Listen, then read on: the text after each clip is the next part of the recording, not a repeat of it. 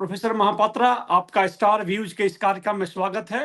हम आपसे डिस्कस करने जा रहे हैं यूएस प्रेसिडेंशियल इलेक्शन के प्रोसीजर और इम्प्लीकेशंस के बारे में। डॉक्टर साहब, आम लोगों को ये जानकारी देना आवश्यक है कि पूरे इलेक्शन की प्रक्रिया क्या है, राष्ट्रपति किस प्रकार चुना जाता है। थोड़ा सा इसको आप इंफॉर्मेशन के हिसाब से बताने की कृपा करें। 5 नवंबर को अमेरिका में जो इलेक्शन होने वाला है, पूरा दुनिया ये सोचता है कि उसी दिन अमेरिकन सिटीजन जाके अपना वोट कास्ट करेंगे और कमला हैरिस या डोनाल्ड ट्रंप को जितवाएंगे। मगर ऐसा नहीं होता है। ऐसा नहीं होता है।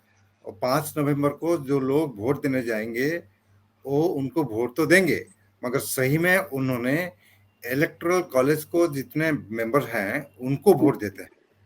तो ये इनडायरेक्ट इलेक्शन है जिसमें डायरेक्टली लोग प्रेसिडेंशियल कैंडिडेट को वोट नहीं देते। एक इलेक्टोरल कॉलेज है जिसमें 538 मेंबर्स हैं। 538 इसलिए कि 435 मेंबर्स आपका हाउस ऑफ रिप्रेजेंटेटिव्स में है, उनका लोअर हाउस, और 100 हैं आपका सेनेट मेंबर्स, उनका अपर हाउस, और 3 मेंबर वाशिंगटन डीसी का है।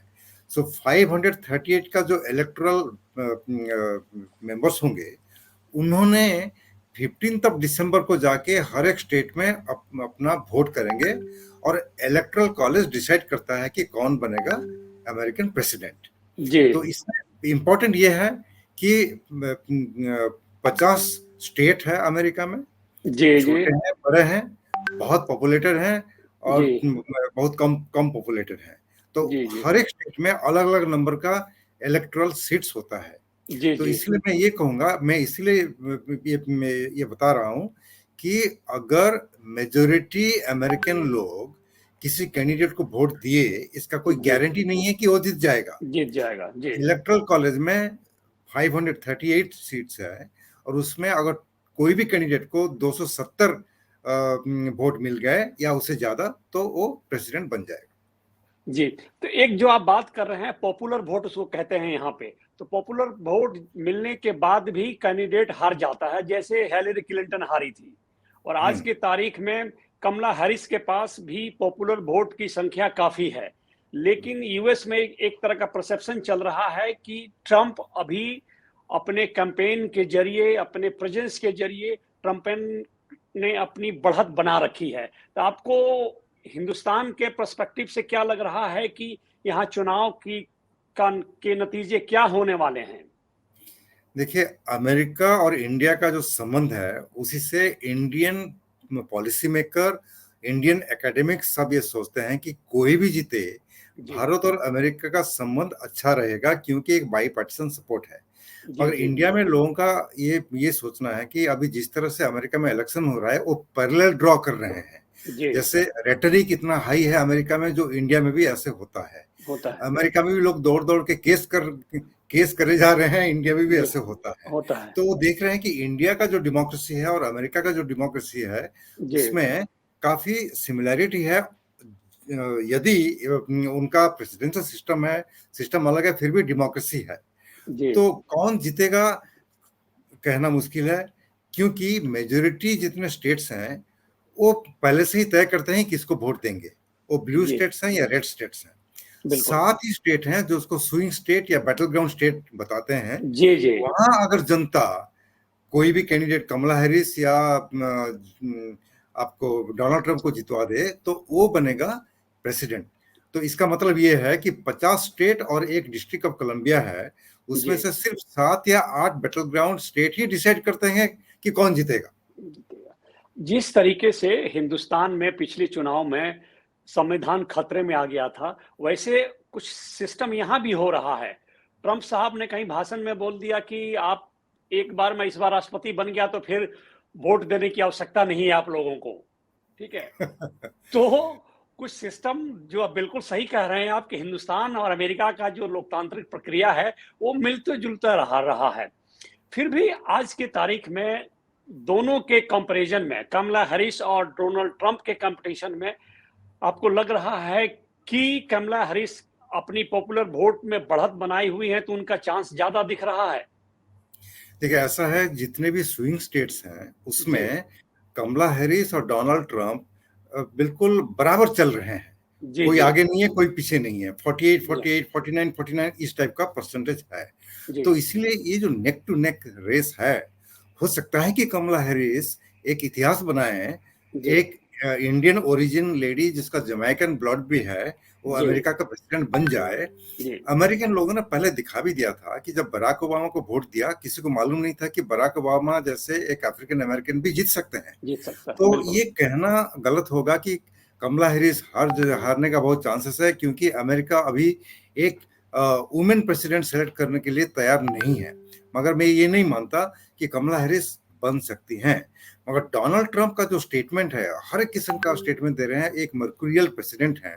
और जी जी जो भी वो दावे कर रहे हैं कि मैं ये कर दूंगा वो कर दूंगा, वो सारे लीगल नहीं है और इतना आसान भी नहीं है। नहीं है। मगर वोट जीतने के लिए, अपना कॉन्स्टिट्यूएंसी को बनाए रखने के लिए वो ऐसे ही स्टेटमेंट दिए जा रहे हैं। तो डॉक्टर अभी साहब, चांसेस बिल्कुल बराबर है दोनों का, 50-50। डॉक्टर साहब कल एक मैं सभा में गया था जहां पे कुछ महिलाएं थी, महिलाओं से बातचीत की गई।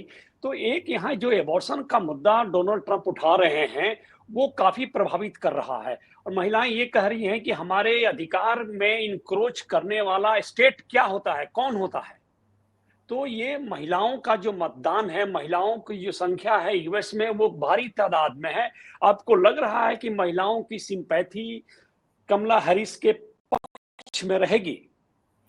इसमें मैं 100% दावे के साथ कह सकता हूं कि इसी इलेक्शन में अमेरिका का जितने भी महिलाएं हैं, जी मेजोरिटी वोट करेंगे तो कमला हैरिस के साथ जाएंगे। जी क्योंकि ये वुमेन राइट का बात है, उनको जी ये कहना है कि हमारे शरीर पे हमें क्या करना है, हम डिसाइड करेंगे और कोई कानून नहीं करेगा।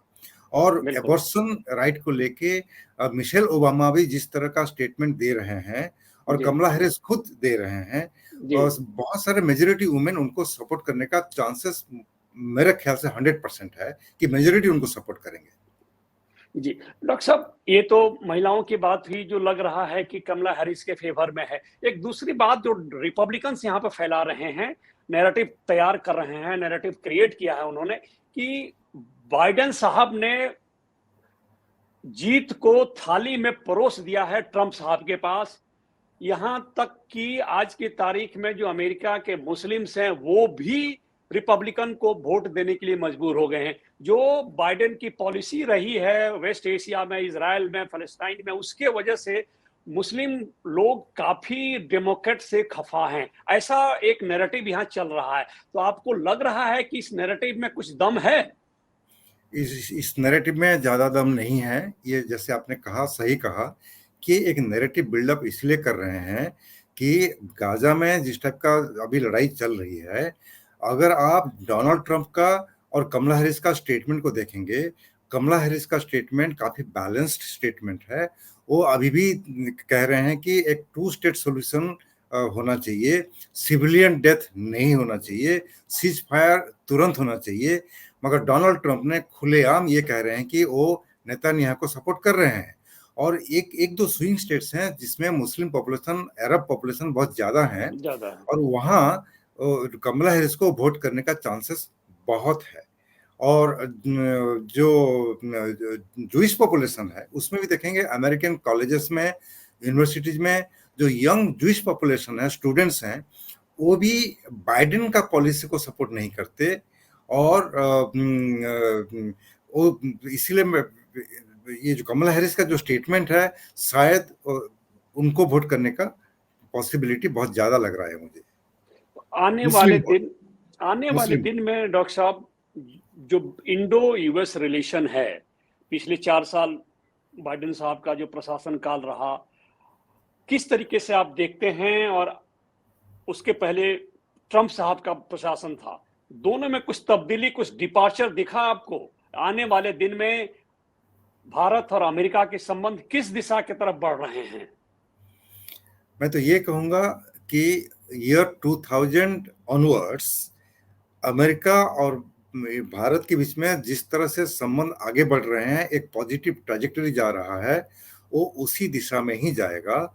मगर ये एक अलायंस रिलेशनशिप नहीं होगा, वो रिपब्लिकन लीडरशिप को और डेमोक्रेटिक लीडरशिप को भी मालूम है कि भारत एक इम्पॉर्टेंट देश है और इंडो पैसिफिक में एक स्थिरता लाने के लिए, इंडो पैसिफिक में जो इकोनॉमिक अपॉर्चुनिटी है उसको हार्नेस करने के लिए भारत का कोऑपरेशन बहुत ही इम्पोर्टेंट, बहुत ही महत्वपूर्ण है।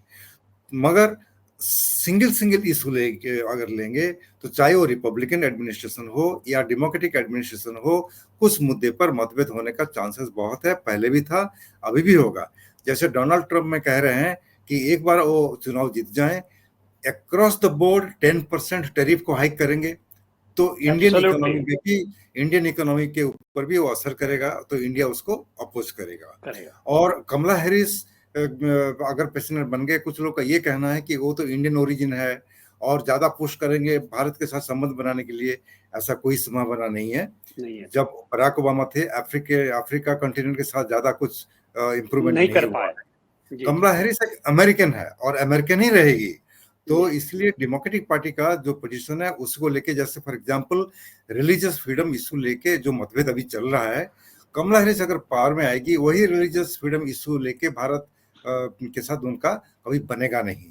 तो कई मुद्दे हैं जिसमें डिफरेंसेस है, मगर बहुत सारे मुद्दे में एक स्ट्रेटेजिक पार्टनरशिप को दृढ़ बनाने के लिए, ज्यादा स्ट्रांग बनाने के लिए कोशिश करेंगे। चलिए, मेंटेन रहेगा। डॉक्टर साहब, इसी बीच में एक इलेक्टोरल पॉलिटिक्स की बात आती है। ट्रंप साहब ने पिछले दिनों हिंदुस्तानियों के एक सभा को संबोधित करते हुए कहा है कि हिंदू और इंडियन हमारे दिल के बड़े करीब हैं और वो चाहते हैं कि उनका कोई दोस्त व्हाइट हाउस में रहे।